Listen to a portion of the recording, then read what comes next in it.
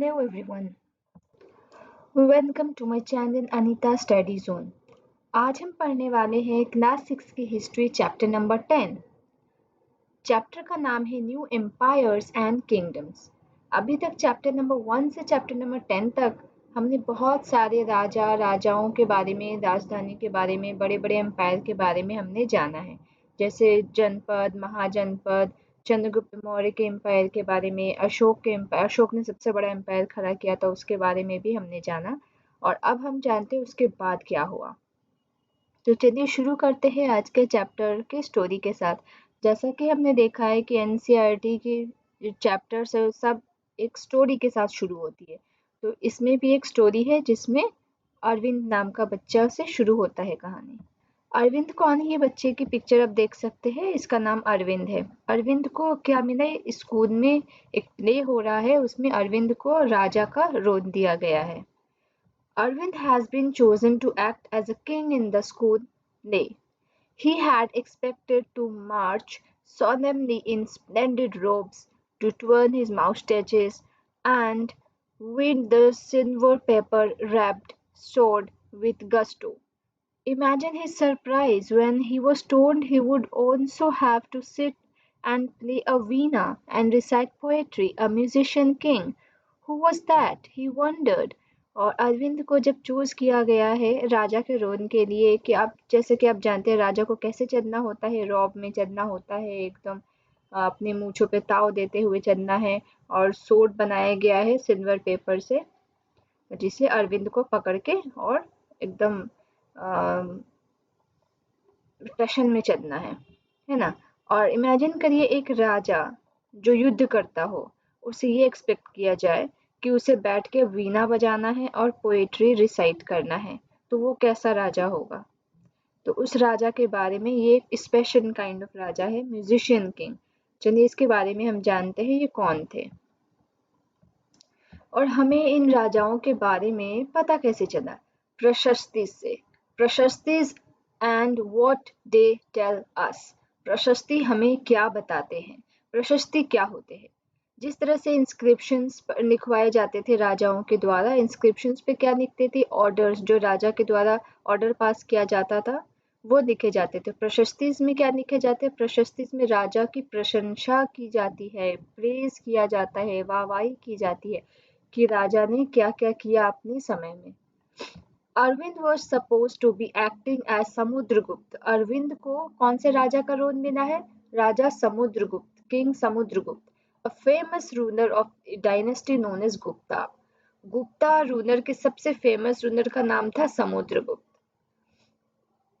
Who know about Samudragupta from a long inscription? We know about Samudragupta from a long inscription inscribed on Ashokan pillar at Allahabad, जिसे अलाहाबाद प्रशस्ति के नाम से भी जाना जाता है। समुद्रगुप्त के बारे में एक बहुत लॉन्ग इंस्क्रिप्शन इंस्क्राइब की गई थी अशोकन पिलर में। इट वॉज कंपोज्ड एज काव्य बाय हरिसेन। हरिसेन कौन था? हरिसेन एक पोएट था, यानी कि दरबार में सभी राजा क्या करते थे, अपनी प्रशंसा कराने के लिए एक पोएट को अपॉइंट करके रखते थे ताकि वो उनकी तारीफ कर सके, और फ्यूचर में भी उनके जाने के बाद भी उनकी प्रशंसा होती रहे, लोग इनके बारे में जाने। और हरिसेन कोर्ट पोएट थे समुद्रगुप्त के। was a poet and minister at the court of Samudragupta. Samudragupta ने अपने दरबार में इनको मिनिस्टर भी बना रखा था और कोर्ट पोएट भी बना रखा था। This inscription is of a special kind known as a प्रशस्ति। और ये इंस्क्रिप्शन जिसमें सिर्फ प्रशंसा ही की जाती थी, इनको कहा जाता है प्रशस्ति। A Sanskrit word meaning in praise of. प्रशस्ति एक संस्कृत वर्ड है जिसका मतलब है प्रेज करना, तारीफ करना। While प्रशस्तिज were composed for some of the rulers you read in chapter 9. Chapter 9 में भी प्रशस्ति में कंपोजिशन की जाती रही है राजाओं के द्वारा, राजाओं ने करवाई है कोर्ट पोएट से। सच एज गौतमी पुत्र श्री शतकर्णी के बारे में भी हमें प्रशस्ति से पता चला था। They became far more important from time of Guptas. और प्रशस्ति की इम्पोर्टेंस कब ज़्यादा बढ़ गई? गुप्तास के टाइम पे। जब गुप्ता डायनेस्टी की शुरुआत हुई तब प्रशस्ति का चलन बहुत बढ़ गया। प्रशस्ति में सभी राजाओं की तारीफ करने की प्रथा चल गई। समुद्रगुप्ता's प्रशस्ति। अब हम जानते हैं समुद्रगुप्ता की प्रशस्ति में क्या क्या लिखा गया है समुद्रगुप्त के बारे में। Let us see what Samudragupta's Prashasti tells us. The poet praised the king in glowing terms as a warrior, as a king who won victories in battle, who has learned and the best of poets. और किस तरह से तारीफ की गई है?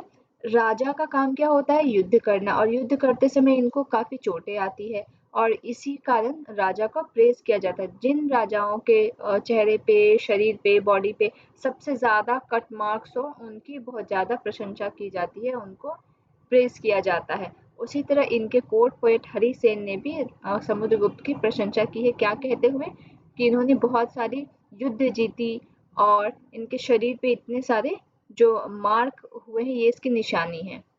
He is also described as equal to God, और राजा को भगवान का दर्जा भी दिया जाता था। The प्रशस्ति was composed in very long sentences. Here is part of one such sentence. प्रशस्ति क्या है? कंपोजिशन है, बहुत बड़े बड़े सेंटेंसेस में एकदम लंबी चौड़ी तारीफ की जाती है। यहाँ एक छोटी सी सेंटेंस यहाँ पे डिस्क्राइब। समुद्रगुप्त की प्रशस्ति में समुद्रगुप्त के बारे में क्या लिखा गया है? समुद्रगुप्त द वॉरियर, एक योद्धा की तरह इनको प्रेजेंट किया गया है।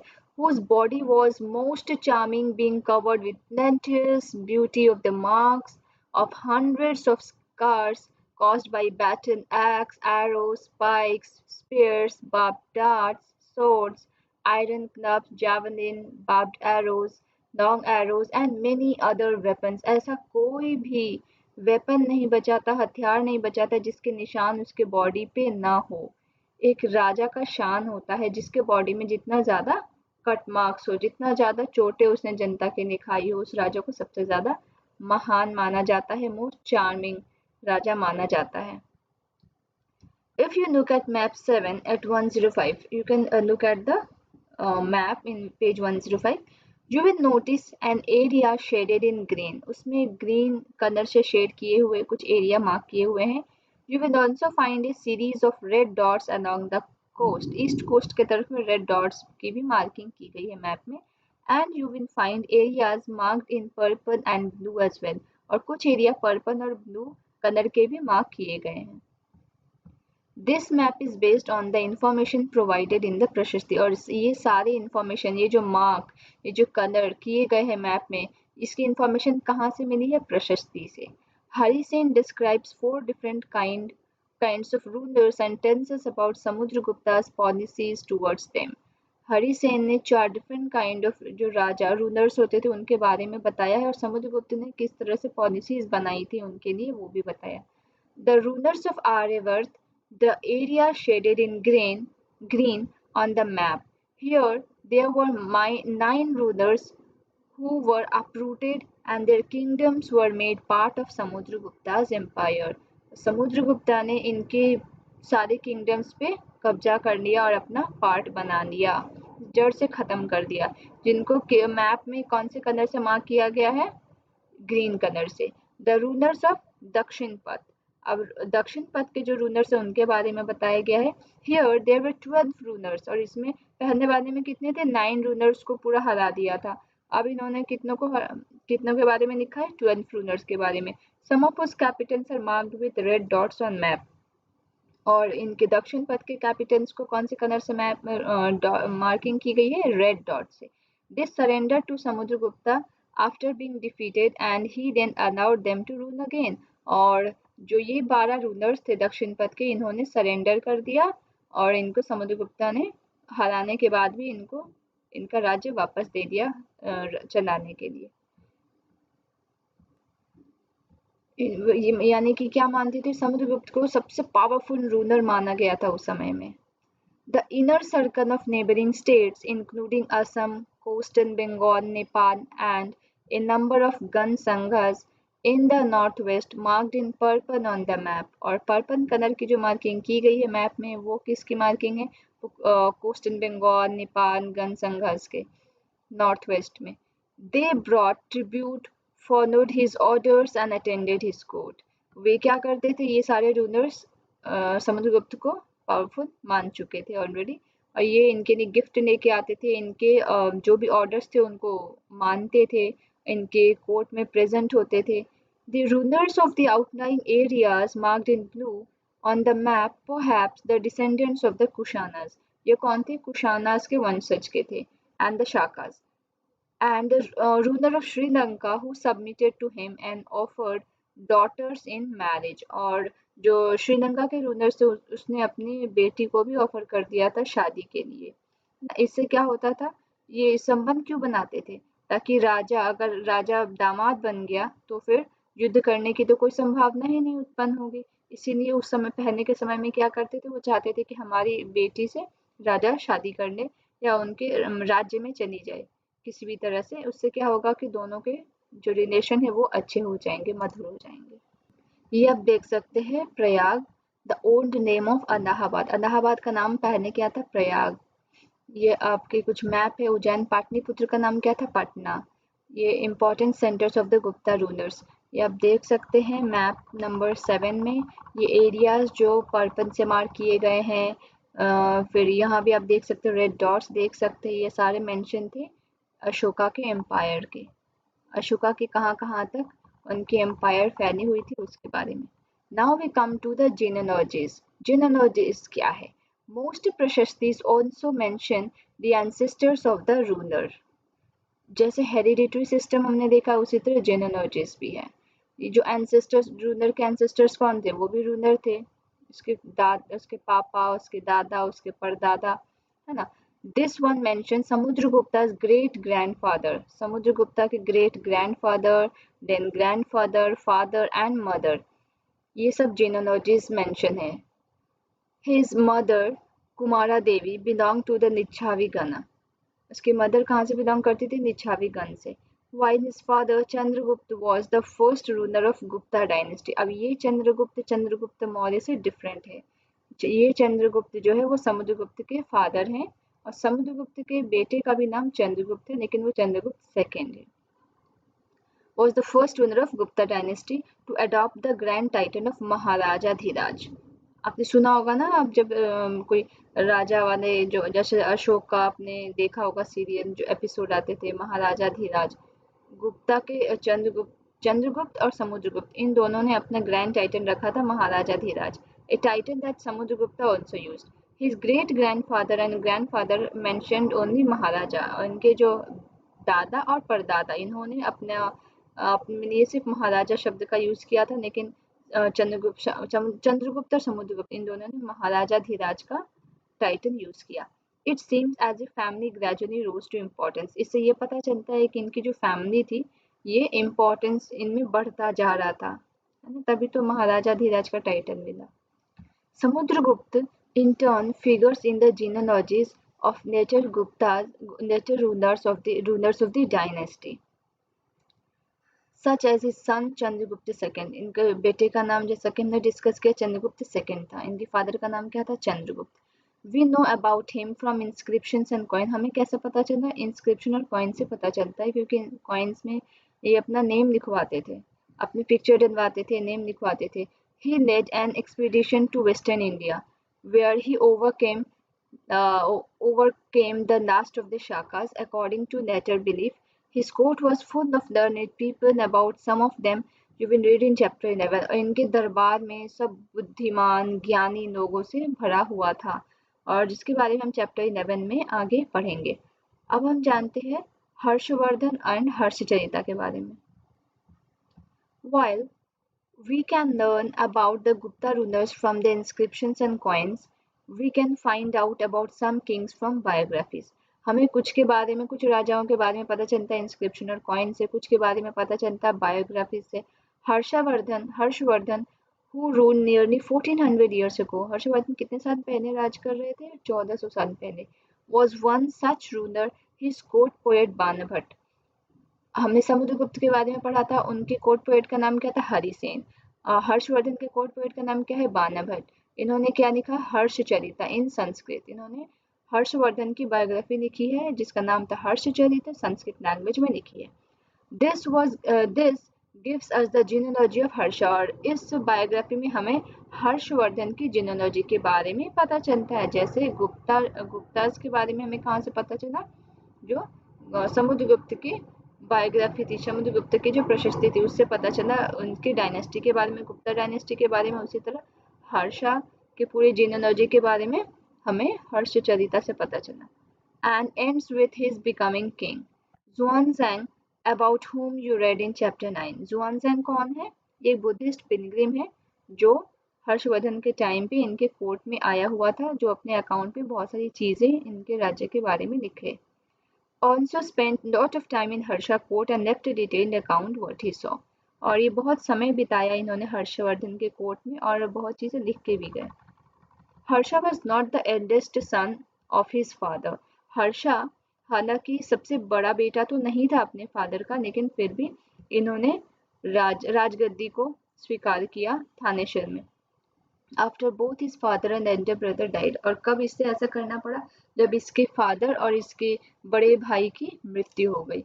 His brother in law was ruler of Kannauj and he was killed by the ruler of Bengal, और इनके बहनों यानी कि बहन के हस्बैंड की भी हत्या हो चुकी थी, जो कि कन्नौज के रूलर थे। और हत्या किसने की थी? बंगाल के किंग ने। Harsha took over the kingdom of Kannauj and then led an army against the ruler of Bengal. और बंगाल के रूलर से बदला लेने के लिए हर्षा ने क्या किया कि पहले तो कन्नौज को बचाया। बंगाल के रूलर ने क्या किया था कि वो कन्नौज में हमला कर दिए और कन्नौज के रूलर जो कि इनके बहनोई लगेंगे हर्षवर्धन की, उसे मार दिया और कन्नौज पे कब्जा कर लिया। जब हर्षा को ये पता चला हर्षवर्धन को, तो हर्षवर्धन के बड़े भाई कन्नौज को सपोर्ट करने के लिए, बचाने के लिए, मदद करने के लिए वहां से निकले। उनको भी बंगाल के जो आर्मी थे, बंगाल के राजा के जो आर्मी थे, उन्होंने रास्ते में उनको भी मौत के घाट उतार दिया। इससे क्या हुआ? हर्षवर्धन की गुस्सा और तेज हो गया। हर्षा ने क्या किया कि उन्होंने पहले तो कन्नौज को फ्री कराया, जो कन्नौज में बंगाल के राजा के बैठे तो फ्री कराया कन्नौज को, और अपनी आर्मी को बंगाल भी भेज दिया और बंगाल भी उन्होंने कब्जा कर लिया। Although he was successful in the east में तो वो काफी सक्सेसफुल रहे, and conquered Magadha and probably Bengal also, उन्होंने मगध को कैप्चर कर लिया, उन्होंने बंगाल पे कब्जा कर लिया। He was not as successful elsewhere, और कहीं और इससे ज्यादा सक्सेसफुल वो कहीं और नहीं हो पाए थे। He tried to cross the Narmada to march into the Deccan, फिर उनको क्या लगा कि हम अगर यहाँ पर कब्जा कर सकते हैं, हम तो पूरे भारत पे कब्जा कर सकते हैं। फिर उन्होंने क्या किया, नर्मदा क्रॉस करने की कोशिश की डेक्कन की तरफ जाने के लिए, but was stopped by ruler belonging to the Chalukya dynasty. लेकिन नर्मदा रिवर को वो क्रॉस नहीं कर सके, उनको हार का सामना करना पड़ा। चालुक्य डायनेस्टी के जो रूलर थे पुलकेशिन II, उनसे वो हार गए। चलिए अब हम जानते हैं नेक्स्ट रूलर्स के बारे में, पल्लवास, चालुक्यास एंड पुलकेशिन प्रशस्ति। पल्लवास और चालुक्यास के बारे में हम जानेंगे। कहाँ से जानेंगे? पुलकेशिन प्रशस्ति, यानी कि पुलकेशिन II जिन्होंने हर्षवर्धन को हराया था, उनके प्रशस्ति में क्या लिखा गया, उनकी तारीफ में क्या लिखा गया है। पुलकेशिन की तारीफ में, The Pandavas and Chalukyas were the most important ruling dynasties in South India. East में, नॉर्थ में कौन राज कर रहे थे? हर्षवर्धन। और साउथ में कौन कर रहे थे? पल्लवास और Chalukyas. The kingdom of the Pandavas spread from the region around their capital Kanchipuram of the Kaveri Delta. Kaveri delta तक किसके था? पल्लवास का राज शासन चलता था। While that of the Chalukyas was centered around the Raichur Doab between the river Krishna और Tungabhadra. River Krishna और तुंगभद्रा के बीच में किसका शासन चलता था? चालुक्यास का। Aihole the capital of the Chalukyas, Chalukyas का जो कैपिटल था उसका नाम था एहोन, जो कि बहुत ही डेवलप्ड ट्रेडिंग सेंटर था, इम्पोर्टेंट ट्रेडिंग सेंटर था। It developed a religious centre with number of temples, और जहाँ पे बहुत सारे टेम्पल्स बनाए गए थे, रिलीजियस सेंटर बनाए गए थे और ट्रेडिंग सेंटर भी था। The Pandavas and Chalukyas frequently raided one another's land, especially attacking the capital cities which were prosperous towns. और ये अक्सर ये लड़ते झगड़ते रहते थे, एक दूसरे पे हमला करते रहते थे, पल्लवास और Chalukyas. The best known Chalukya ruler was Pulakeshin II, और सबसे ज्यादा नामी जो राजा हुआ था चालुक्यास डायनेस्टी में, वो पुलकेशिन II था। We know about him from the प्रशस्ति, और इसके बारे में हमें कहाँ से पता चला? प्रशस्ति से पता चला। Composed by his court poet Ravi कीर्ति। अब पुलकेशिन II के जो कोर्ट पोएट थे उनका नाम क्या है? रवि कीर्ति। ये सारे जितने कोड पोएट ये बहुत इंपॉर्टेंट है, इन सब का नाम हमें याद रखना पड़ेगा, ऑब्जेक्टिव क्वेश्चंस में भी पूछे जाते हैं। This tells us about his ancestors, who are traced back through 4 generations from father to son. Punkeshin evidently got the kingdom from his uncle. Punkeshin II के अंकल यानी कि चाचा से इनको ये राज्य प्राप्त हुआ था। अकॉर्डिंग टू रवि कीर्ति कौन? इनका कोर्ट पोएट। किसका कोर्ट पोएट? राजा पुनकेशिन II का। उन्होंने क्या लिखा था प्रशस्ति में? According to Ravi Kirti he led expedition along both the west and east coast west coast सब जगह इन्हीं का शासन चलता था पुनकेशिन का। Besides he checked the advance of Harsha. There is an interesting play of words in the poem. Harsha means happiness. एक तरह का हर्षवर्धन का मजाक भी बनाया गया है इनकी प्रशस्ति में रवि कीर्ति के द्वारा, ये कह के कि हर्षा का मतलब तो था हैप्पीनेस। लेकिन the court poet says that after his defeat Harsha was no longer Harsha. Pulakeshin also attacked the Pallava king. अपने राजा की तारीफ में, पुनकेशिन की तारीफ में इनके कोर्ट पोएट ने क्या कहा? हर्षा का मतलब तो हैप्पीनेस होता है, लेकिन जब पुनकेशिन II ने उसके ऊपर हमला कर दिया, हर्षा को हरा दिया, तब Harsha was no longer Harsha, अब उसकी हैप्पीनेस खत्म हो चुकी थी। और इन्होंने क्या बताया कि इन्होंने पुनकेशिन ने पल्लवा किंग के ऊपर भी हमला कर दिया, अटैक कर दिया, और फिर पल्लवा किंग बचने के लिए क्या किया? कांचीपुरम की दीवारों के पीछे जाके छिपने लगे। ऐसा कहाँ लिखा गया? प्रशस्ति में। अपने राजा की तो तारीफ में कोर्ट पोएट कुछ भी लिखते हैं, क्योंकि उनके बदले इनको बहुत सारे गिफ्ट्स मिलते हैं। But the Chalukya victory was short live. Chalukya की विक्ट्री जो थी बहुत ही छोटे समय के लिए रही। Ultimately both the Pallavas and Chalukyas gave way to new rulers belonging to the Rashtrakuta and Chola dynasty. और छोटे समय के लिए पल्लवा और चालुक्य अपना शासन चला पाए, उसके बाद राष्ट्रकूटा और चोला डायनेस्टी ने टेक ओवर कर लिया। About which you will read in class 7, जिसके बारे में क्लास 7 में हम आगे पढ़ने वाले। How were these kingdoms administered? Kingdoms इतने बड़े बड़े राजधानी तो बना ली, इसको चलाते कैसे थे? As in case of earlier kings, land revenue remained important for these rulers, and the village remained the basic unit of administration. और अर्लियर किंग्स के द्वारा जैसे कि बताया जाता है कि उनको रेवेन्यू कहाँ से आता है, इनको प्रॉफिट कहाँ से होता है, इनकम कहाँ से आता है, पैसे कहाँ से आते हैं अपना राज्य चलाने के लिए? तो लैंड रेवेन्यू, लैंड के ऊपर जो वो टैक्स लेते हैं, जैसे जो भी खेती करते हैं फार्मर्स को टैक्स देना पड़ता है, हर किसी को जो भी वो काम करते हैं उनको वो टैक्स देना पड़ता है, ट्रिब्यूट देना पड़ता है, गिफ्ट देना पड़ता है राजाओं को, और इसी से एडमिनिस्ट्रेशन का काम चलता है। There were some new development as well. Kings adopted a number of steps to win the support of people who were powerful, either economically or socially or because of their political and military strength.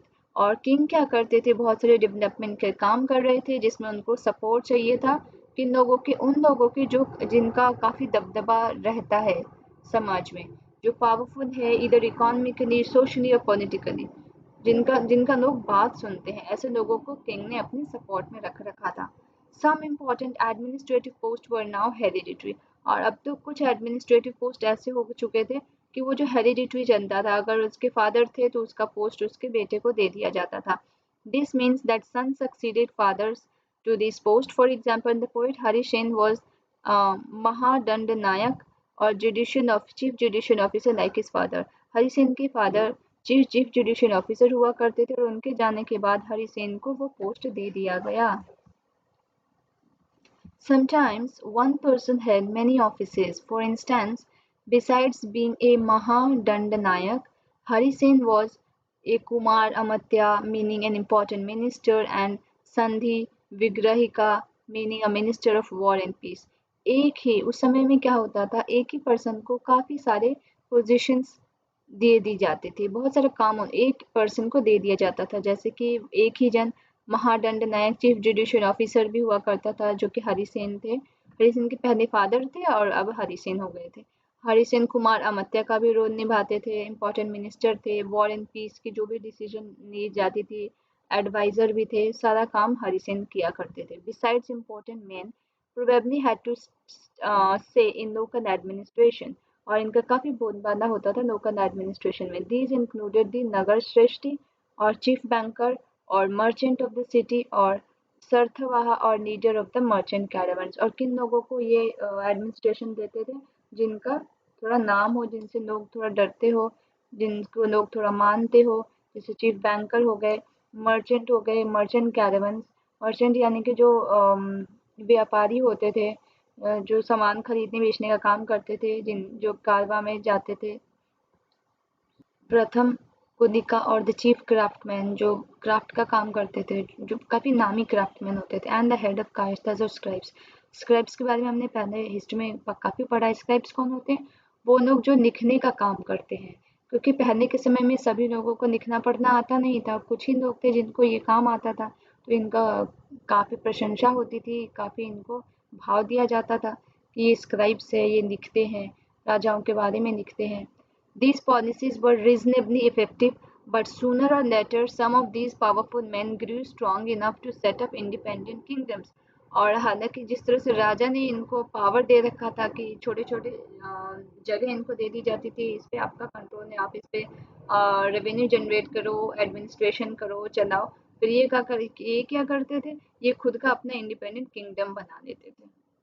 जब ये देखते थे कि हम काफ़ी ताकतवर हो चुके हैं, तो ये अपना इंडिपेंडेंट किंगडम बना लिया करते थे। A new kind of army. Like earlier rulers, some of these kings maintained a well-organized army with elephants, chariots, cavalry and foot soldiers. पहले के रूलर्स क्या करते थे? किस तरह से मेंटेन करते थे? और अच्छी खासी इनके पास आर्मी हुआ करती थी। हाथी, घोड़े, रथ, पैदल सोल्जर्स जो सैनिक थे, सब हुआ करते थे। Besides, there were military leaders who provided the king with troops whenever he needed them. और ये सॉरी प्रोवाइड कौन कराते थे? जो मिलिट्री लीडर्स होते, जो सेनापति होते थे, वो ये सारे काम एडमिनिस्ट्रेशन, इन जो भी सोल्जर्स की एडमिनिस्ट्रेशन है वो चलाते थे। और जब राजा को युद्ध में जाना होता था तो ये पूरी तैयारी करके ट्रुप के साथ जाते थे युद्ध के लिए। They were not paid regular salaries. Military leaders को रेगुलर सैलरीज तो दी नहीं जाती थी। Instead some of them received grants of land. उसके बदले में कुछ लैंड का टुकड़ा वो दे देते थे राजा मिलिट्री लीडर्स को। They collected revenue from the land and used this to maintain soldiers and horses and also equipment for warfare. और ये किस तरह से खर्चा निकालते थे? लैंड, इनको जो लैंड ग्रांट दिया जाता था, उस लैंड से वो रेवेन्यू जनरेट करते थे, उसी से अपने पूरे खर्चे निकालते थे। सोल्जर्स मेंटेन करना, हॉर्सेस खरीदना, इक्विपमेंट खरीदना, युद्ध की तैयारी करना। And these men were known as samantas. और ये जो मिलिट्री लीडर्स थे जिनको ये सब काम सौंपा जाता था, उनको क्या नाम से बुलाते थे? सामंत। Whenever the ruler is weak, Samant try to become independent। और जब सामंत को ये पता लगता था कि इनके जो राजा है, जो रूलर है, वो काफी कमजोर हो चुके हैं, तो ये क्या करते थे? अपने आप को इंडिपेंडेंट घोषित कर देते थे। Assemblies in the southern kingdoms. ये किस टाइप की असेंबलीज है? ये स्कूल में जो प्रेयर के लिए असेंबली होती है, वो असेंबली नहीं है। Assembly. Let us see what kind of assemblies we are talking about.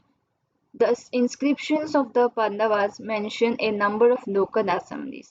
Inscriptions में local assemblies के बारे में भी mention की गई है, जो पंडवास के द्वारा लिखी गई थी। These included the Sabha, which was assembly of Brahmin landowners. ब्राह्मण लैंड ओनर्स के द्वारा एक संगठन, एक सभा बनाई जाती थी और इनको कुछ काम दिया जाता था। This assembly function through sub committees which looked after irrigation, agriculture, operation, making roads, local temples etcetera. और ये जो ब्राह्मण, जो जमींदार हुआ करते थे, जो सभा में पार्टिसिपेट करते थे, उनको ये सारी काम दी जाती थी। खेती से रिलेटेड जुड़ा कोई भी काम, कोई भी समस्या, रोड बनाने की, टेम्पल बनाने की, मंदिर वगैरह बना कंस्ट्रक्ट करने की, सारा काम फंक्शन ब्राह्मण लैंड ओनर्स ही देखा करते थे। The ur was a village assembly found in areas where the land owners were not Brahmins. और सभा में क्या कौन होते थे? सभा में तो ब्राह्मण लैंड ओनर्स ही सभा में पार्टिसिपेट करते थे। और ऊर जो होते थे, इसमें कौन पार्टिसिपेट करते थे? जो नॉन ब्राह्मण होते थे, जो ब्राह्मण नहीं होते थे, वो जमींदार जो ब्राह्मण नहीं होते थे, वो अपना अलग असेंबली बनाते थे। And the nagaram was an organisation of merchant. और नगरम में कौन पार्टिसिपेट करते थे? ये एक ऐसा ऑर्गेनाइजेशन जो मर्चेंट के द्वारा बनाया गया था। It is likely that the assemblies were controlled by rich and powerful landowners and merchants और जो असेंबलीज है उस पर किसका कंट्रोल होता था? जो अमीर, जो पावरफुल, शक्तिशाली जमींदार होते थे, जो व्यापारी होते थे, उनका ही कंट्रोल था। Many of these local assemblies continue to function for centuries. और इस तरह की local assemblies बहुत सालों तक चलाई गई थी लोगों के द्वारा। Ordinary people in the kingdom. अब हम जानते हैं ordinary people के बारे में। We can catch an occasional glimpse of the lives of ordinary people from plays and other accounts. Let us look at some of these. है ना? जो ऑर्डिनरी सबके बारे में, राजा के बारे में सबने बात करनी, मर्चेंट के बारे में बात करनी, ब्राह्मण लैंड ओनर्स के बारे में बात करनी, लेकिन ऑर्डिनरी पीपल के बारे में किसने बात की? चलिए हम देखते हैं हमें कैसे पता चलता है। Kalidas is known for his plays depicting life in the king's court. Kalidas king के कोर्ट में, ये भी दरबारी थे, ये कोर्ट पोएट कह सकते हैं Kalidas. An interesting feature about these plays is that king and the most Brahmins are shown as speaking Sanskrit.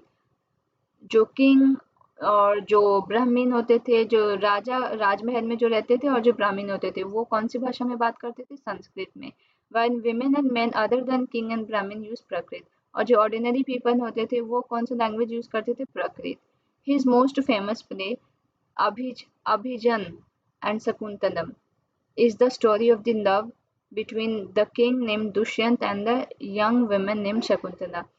Kalidas ने अपने एक प्ले में, अपनी एक स्टोरी में लिखा है, किसकी स्टोरी को लिखा है? एक लव स्टोरी को बताया है, दुष्यंत और शकुंतला की लव स्टोरी के बारे में। We find interesting description of the life of a poor fisherman in this play. और इस कहानी में हम देखेंगे एक गरीब फिशरमैन जो मछुआरा था, उसके बारे में क्या बताया गया है स्टोरी में। चलिए स्टोरी के बारे में जानते हैं। एक फिशरमैन है जिसे रिंग मिलता है। A fisherman found a precious ring which the king had given to Shakuntala, but which had been accidentally swallowed by a fish. When he went to the palace with it, the gateman accused him of theft, and the chief police officer was rather rude.